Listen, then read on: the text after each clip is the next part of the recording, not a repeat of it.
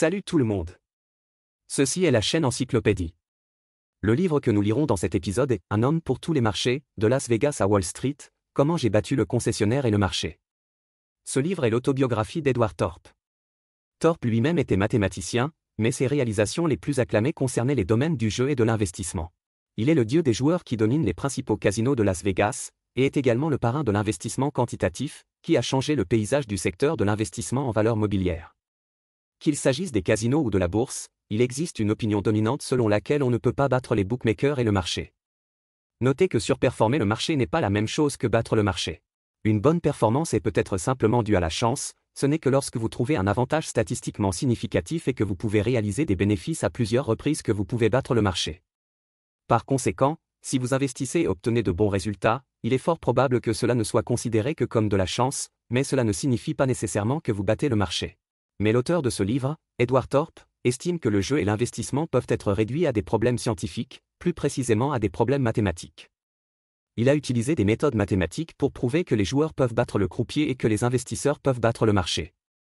Après l'avoir prouvé en théorie, il l'a vérifié dans la pratique un par un. Il a d'abord vaincu d'innombrables adversaires dans la ville des casinos de Las Vegas et gagné une grosse somme d'argent. Il a également publié la méthode au public et des milliers de joueurs l'ont utilisée. La méthode aller au casino pour trouver de l'or de manière courante, obligeant le casino à changer les règles. Plus tard, il a dirigé avec succès un fonds spéculatif et les revenus de placement qu'il a obtenus étaient comparables à ceux du dieu boursier Buffett. Au cours de ses 29 années de carrière, il n'a pas perdu d'argent en un an, ce que Buffett n'a pas réalisé. Pour cette raison, Thorp ose dire qu'il est celui qui bat tous les marchés. Les modèles de pensée et les méthodes qu'il a résumés peuvent être utilisés non seulement dans les domaines du jeu et de l'investissement, mais également dans d'autres domaines de la vie. Dans cet épisode, nous vous poserons 3 questions pour vous aider à comprendre le modèle de pensée de Thorp. Première question, comment battre le casino? La deuxième question est, comment pouvons-nous battre le marché? La troisième question est, comment gérer les risques? Première partie. Voyons d'abord comment Thorp a vaincu le casino.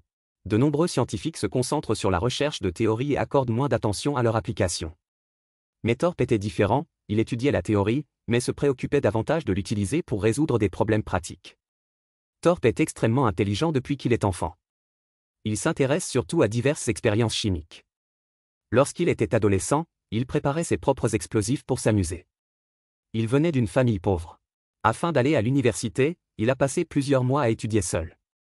Il a remporté la première place au concours national de physique et a remporté une bourse universitaire. Il a complété ses diplômes de premier cycle et de maîtrise en physique, puis a poursuivi son doctorat en physique. Parce que rédiger une thèse nécessite beaucoup de connaissances mathématiques, l'intérêt de Thorp a encore changé lorsqu'il a étudié les mathématiques seul. Il a plutôt obtenu un doctorat en mathématiques et est devenu professeur de mathématiques en cours de route. En plus d'enseigner à l'université, Thorp aimait étudier les problèmes mathématiques pratiques, en particulier les problèmes de jeu liés aux probabilités. Lorsqu'il était au collège, il a entendu dire qu'il est impossible pour les joueurs de battre le casino, car du point de vue des probabilités, le casino est assuré de gagner à long terme.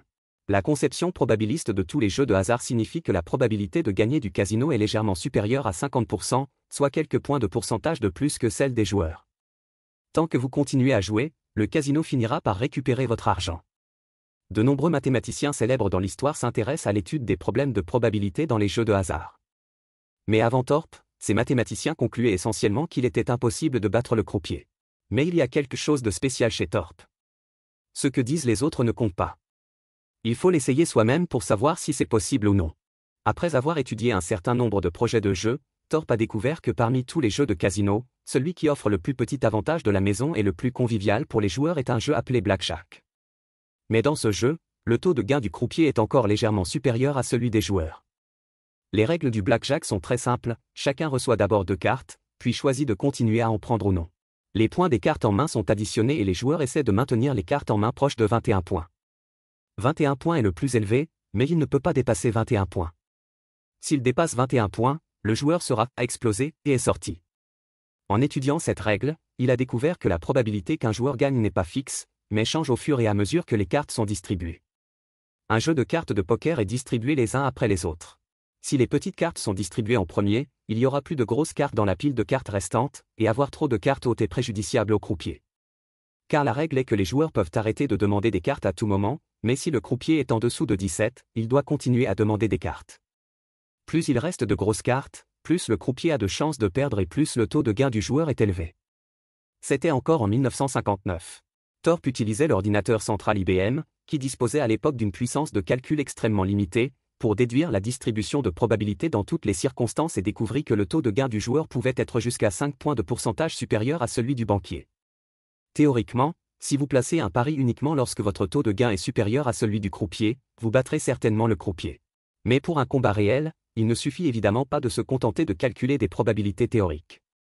Le casino ne vous permet pas d'apporter un ordinateur, ni de retarder point. Les joueurs ne peuvent compter que sur leur propre cerveau pour compter rapidement les cartes.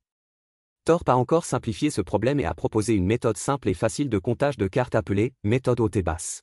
Permettez-moi de vous le présenter brièvement. La carte basse est 2, 3, 4, 5, 6, qui compte pour 1, la carte du milieu est 7, 8, 9, qui compte pour 0, la carte haute est 10, J, Q, K, A, qui compte soustrayer 1 et additionner le score total. Plus le résultat est grand, plus il y a de petites cartes apparues auparavant et plus les cartes restantes sont bénéfiques pour le joueur. Après avoir développé une stratégie gagnante, Thorpe s'est rendu dans un casino de Las Vegas pour l'essayer et a prouvé que la stratégie était réalisable. Plus tard, il a publié un article et a attiré l'attention des médias. Mais à cette époque, la plupart des gens ne croyaient pas réellement qu'il existait un moyen de battre le croupier. Non seulement les médias l'ont remis en question, mais le casino s'est également moqué de Thorpe en le traitant d'un simple nerf. Mais ensuite le casino a arrêté de rire. Thorpe a pris $10 000 et est venu au Casino City de Las Vegas. En seulement 30 heures, il a plus que doublé ses revenus. Il s'agissait d'une somme relativement importante à l'époque et qui a attiré l'attention du casino.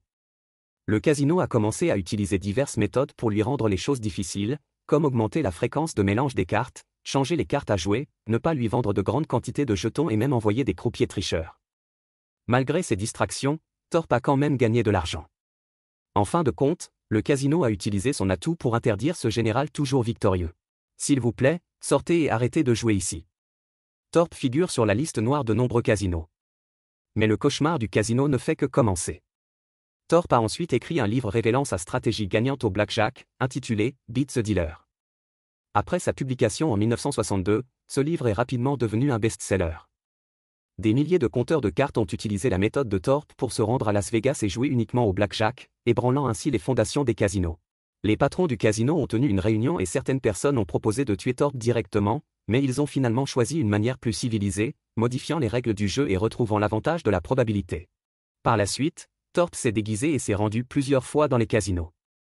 Mais alors qu'il continue de gagner de l'argent, il ne peut s'empêcher d'échapper à l'attention du casino. Il a enregistré 2 expériences passionnantes dans le livre, l'une après avoir gagné de l'argent continuellement, il a bu le vin fourni par le casino et a développé des symptômes d'empoisonnement, l'autre était sur le chemin du retour, sur la route en descente, la vitesse de la voiture était aussi haut jusqu'à plus de 100 000, et les freins sont tombés en panne.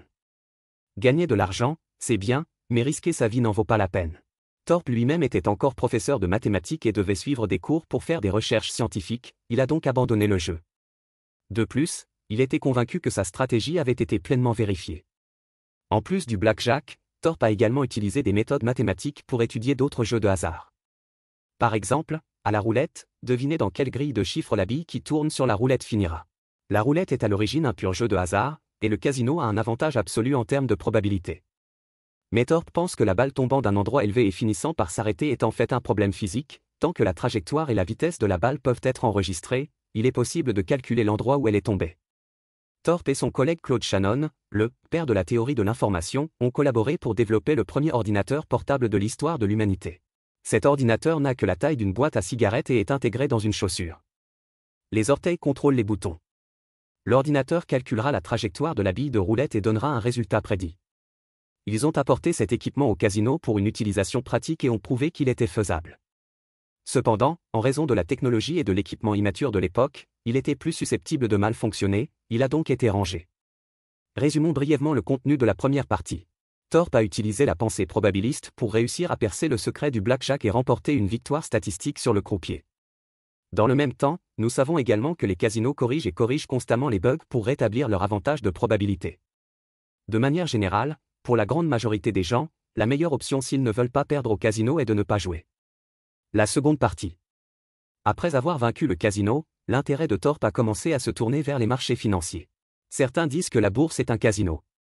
Même si cela n'est peut-être pas vrai, l'investissement et le jeu ont quelque chose en commun.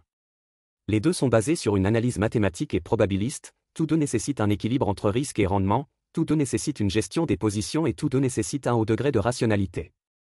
Dans une certaine mesure, le jeu est une version simplifiée de l'investissement.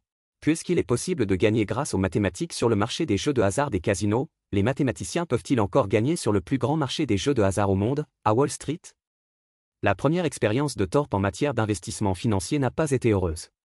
Tout en poursuivant son travail d'enseignant, il a investi l'argent qu'il gagnait en jouant aux cartes dans les casinos et en publiant des livres en bourse.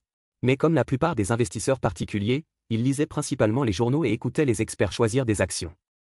Comme de nombreux investisseurs particuliers, il a rapidement perdu la moitié de son argent. Après avoir tiré les leçons de cette expérience, Thorpe a repensé cette question: comment pouvons-nous investir avec succès et battre le marché d'un point de vue statistique? Il existe une théorie populaire en économie appelée théorie du marché efficace. Selon cette théorie, le marché peut refléter pleinement toutes les informations connues et les cours des actions peuvent refléter immédiatement toutes les nouvelles informations. Tout avantage d'investissement sur le marché est limité, faible et de courte durée. La conclusion est que, à l'exception de quelques chanceux, les investisseurs ne peuvent pas battre le rendement moyen du marché. S'ils veulent des rendements élevés, ils ne peuvent que prendre des risques élevés. Mais pour Thorpe, le dicton « le marché est imbattable » nécessite également de l'essayer soi-même. Cette fois, il utilisait encore des méthodes mathématiques. L'idée de Thorpe est la suivante: pour choisir des actions, vous devez étudier les fondamentaux, l'actualité et la technologie de l'entreprise, et vous devez également examiner la macro et la microéconomie, pour lesquelles je ne suis pas doué. Alors, en quoi suis-je bon? Les mathématiques, bien sûr. Est-il possible qu'investir devienne un problème purement mathématique? Existe-t-il un moyen d'éviter les risques de hausse et de baisse des marchés boursiers sans sélectionner de titres, tout en obtenant des rendements satisfaisants? La réponse est la couverture. La couverture signifie que lorsque vous prédisez l'existence d'un certain risque, vous utilisez une autre méthode pour compenser et réduire ce risque. Le magasin de cercueil vend des médicaments et gagne de l'argent, que vous viviez ou mouriez, c'est une sorte de couverture.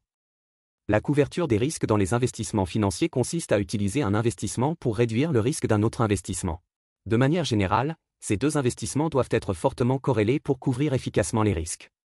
Par exemple, si vous souhaitez choisir des actions, General Motors et Coca-Cola sont des sociétés très différentes et présentent des risques différents.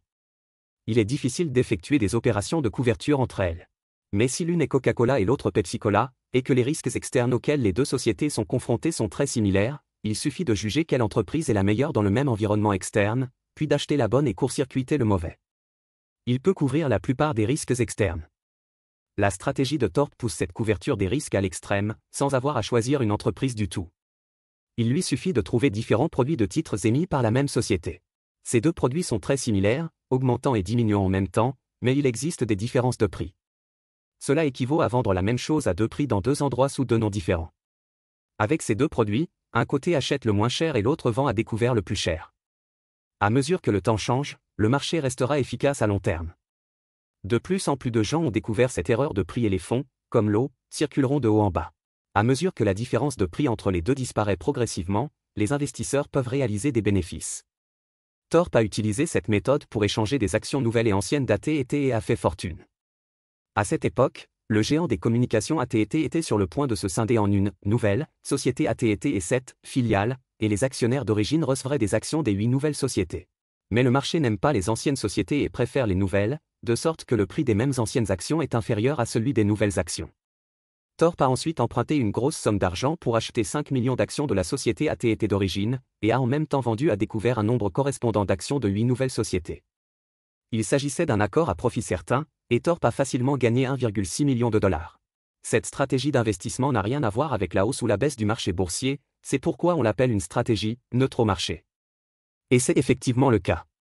Thorpe n'a perdu d'argent au cours d'aucune des 29 années, y compris plusieurs krachs boursiers majeurs, et son retour sur investissement annuel composé moyen est comparable à celui de Buffett.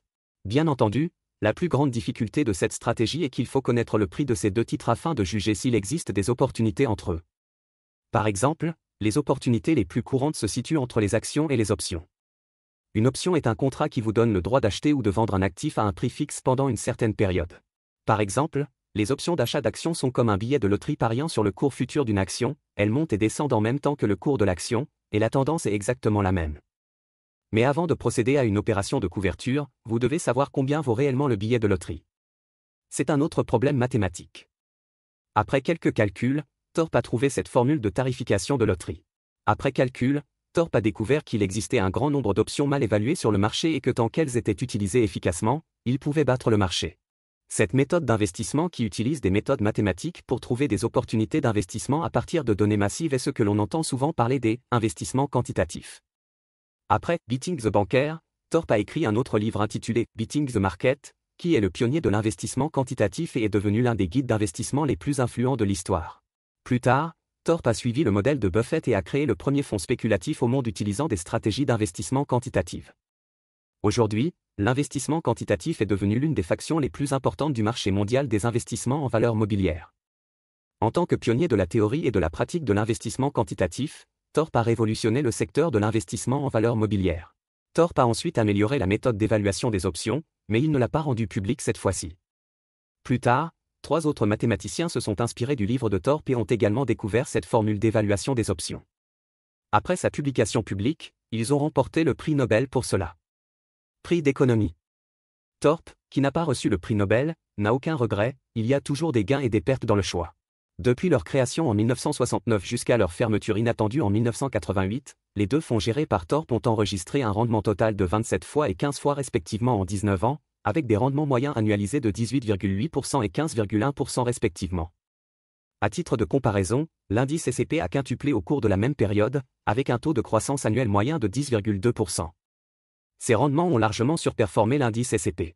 Au cours de ces 19 années, se sont produits le premier choc pétrolier du Moyen-Orient en 1973, le deuxième en 1979 et le krach boursier du lundi noir de 1987, la pire baisse en un seul jour de l'histoire.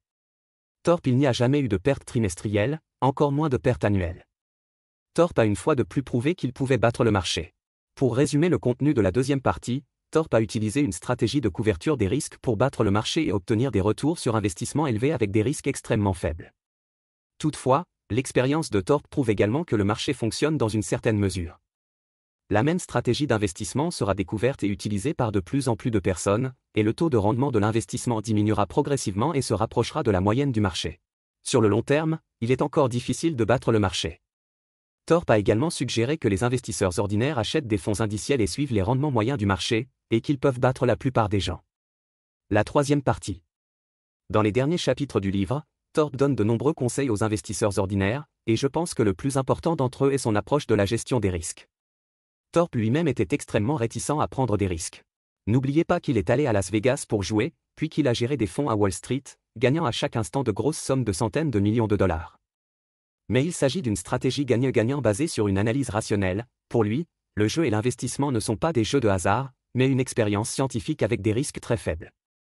En tant que mathématicien, la force de Thorpe résidait dans sa capacité à dériver théoriquement des stratégies optimales.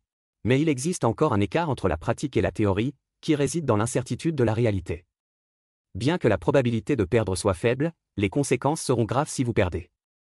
Au début des années 1960, Thorpe a réalisé un investissement en argent. À l'époque, il s'attendait à une forte hausse des prix de l'argent. Sur les conseils de la banque, il emprunta de l'argent pour acheter de l'argent. Ensuite, l'argent a continué à augmenter et Thorpe a gagné beaucoup d'argent à court terme, mais l'argent n'a pas été collecté. Lors des fluctuations à court terme de l'argent qui ont suivi, le prix a chuté d'un tiers. Sous l'influence de l'effet de levier, la perte a dépassé le principal. Thorpe a liquidé sa position et a perdu tout son investissement. Cet incident a amené Thorpe à toujours considérer la gestion des risques comme la chose la plus importante de ses 50 ans de carrière. Le jugement était correct, mais j'ai perdu tout mon argent. Où est le problème? Pour les joueurs et les investisseurs, si la stratégie d'investissement est correcte, la clé principale est la manière de placer les paris, ou la gestion des positions, qui est également la question centrale de la gestion des risques. Si la mise est trop petite, vous ne gagnerez pas suffisamment, si la mise est trop importante, votre position sera liquidée à tout moment. Une fois que vous avez tout perdu, vous ne pouvez plus revenir même si vous avez 100% de chance de gagner. Alors, existe-t-il une stratégie de pari optimale? Vous pouvez obtenir des rendements relativement élevés sans prendre trop de risques. Il y en a vraiment. Tout en travaillant ensemble pour améliorer la stratégie de jeu du blackjack, Thorpe a été rappelé par le professeur Shannon et a découvert la formule de Kelly. Découverte par le physicien John Kelly, la formule Kelly est une stratégie sur la façon de placer vos paris.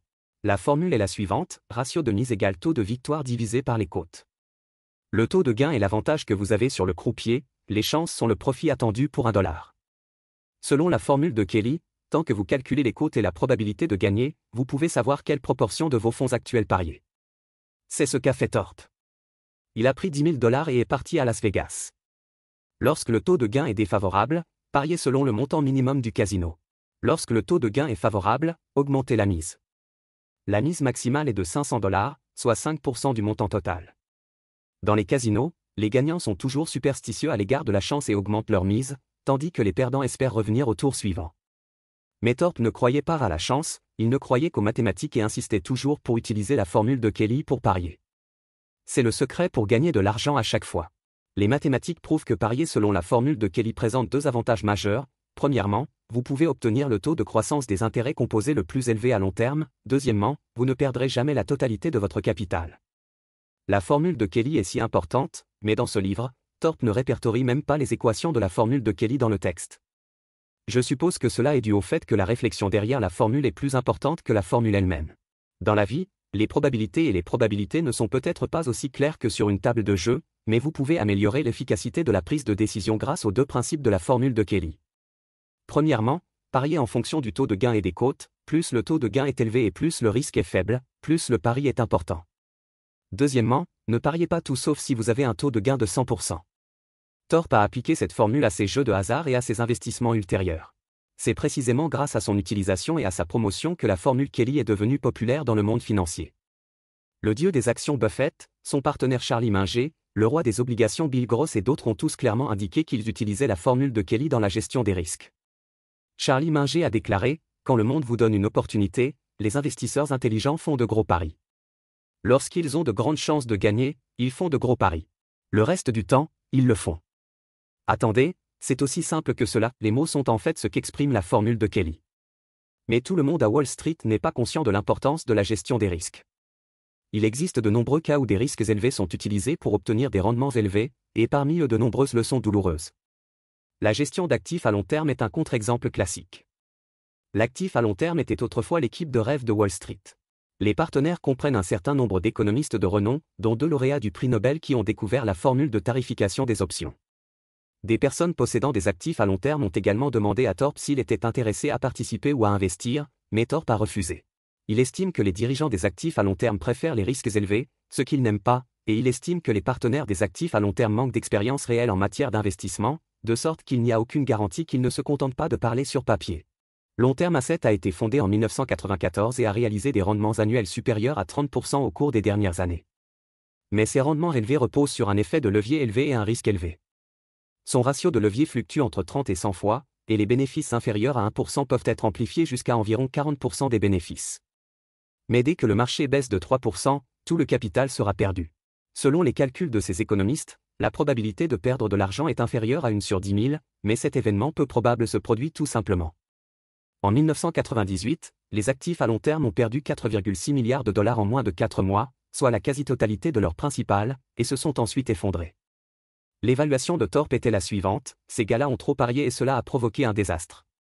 Pour appliquer pleinement la formule de Kelly, vous devez connaître la probabilité exacte du résultat. Dans la plupart des casinos, vous pouvez estimer vos chances de gagner à l'avance. En investissement réel, ce taux de réussite est difficile à estimer et les investisseurs sont naturellement trop optimistes et pessimistes.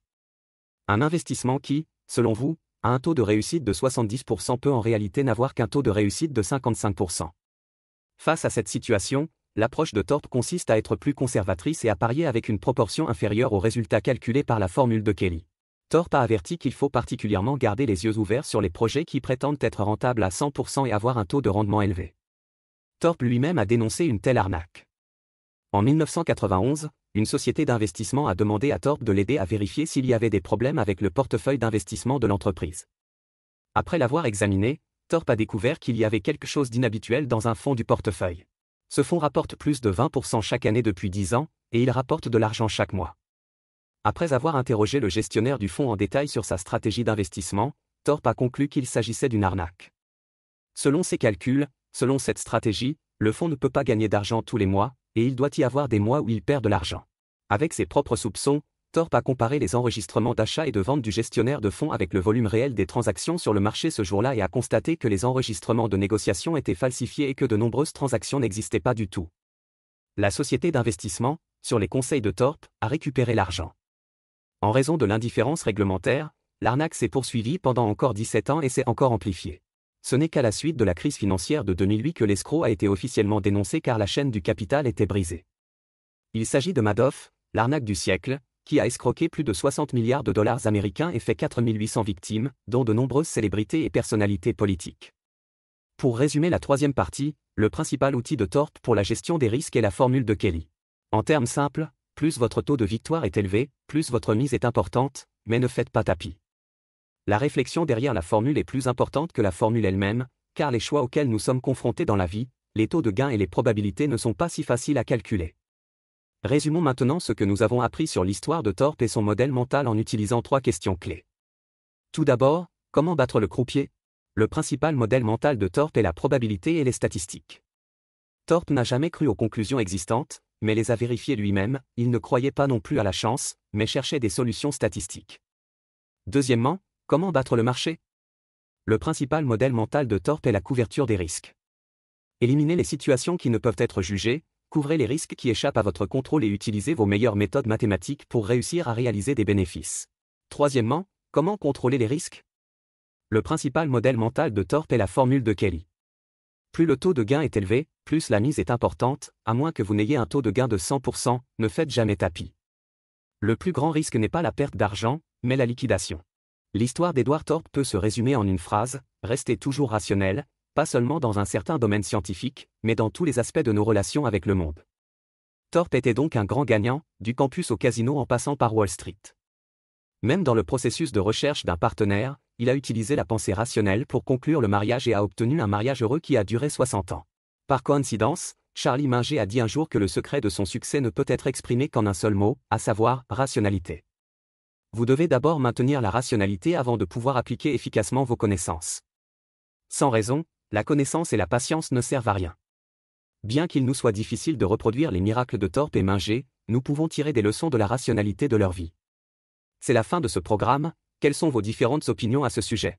Bienvenue à laisser un message pour discuter avec tout le monde. Et, si vous aimez notre chaîne, abonnez-vous à nous. Ah, n'oubliez pas de l'aimer.